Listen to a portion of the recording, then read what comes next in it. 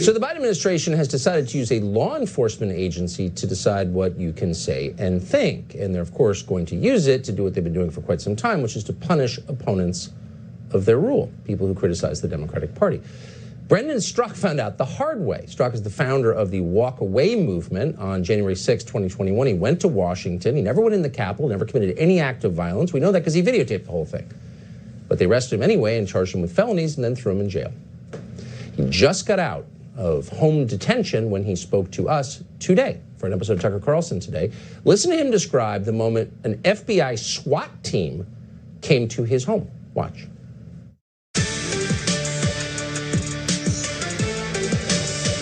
Imagine my surprise on Monday, January 25th at the crack of dawn when an FBI SWAT came into my apartment, got me out of bed, and presented me with a search warrant to take my property and put me in handcuffs and told me that they were taking me to jail and that I was facing multiple felony charges for what I had done on January 6th. No way.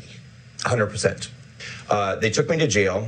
I went through, they took all my things, my coat, my money, my things like that. And then they processed me and they took a mug shot, put me on the next, took a mug shot, printed the mug shot out, made it into a bracelet and put it on my wrist.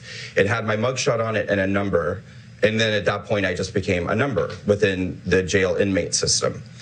From there, they took me into a concrete stall, much like a shower stall.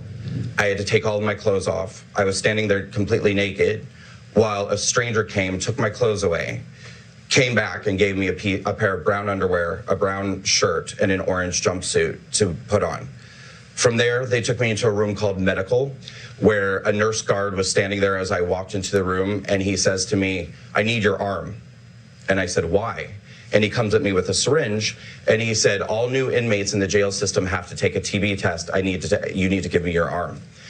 And the amount of trauma that's just like boiling up in me, because I'm thinking to myself, like 1 hour ago, I was sleeping peacefully in my bed. And now I'm sitting here in a jail system wearing a jumpsuit and I have an inmate number and I have no say whether or not this stranger is going to inject whatever substance into my body. I have no idea. So he takes my arm, slides the needle in, and it injects something which forms a bubble and tells me if it turns blue or purple, I might want to let somebody know. And from there, they took me into a room called intake evaluation, where there was this very sort of stoic military guy sitting there asking me questions like, are you suicidal? Have you ever been in a gang? Do you have AIDS? Have you ever had sex with a man? And then he says to me, if a fight breaks out in the jail, are you able to defend yourself? And I said, no. I don't even understand why I'm here. I was charged with a misdemeanor for disorderly conduct. In exchange, now I have no criminal record. This is a Class B misdemeanor charge, which means it's a mid-level. It's considered a petty offense. That's what the court called it, a petty offense, disorderly conduct misdemeanor.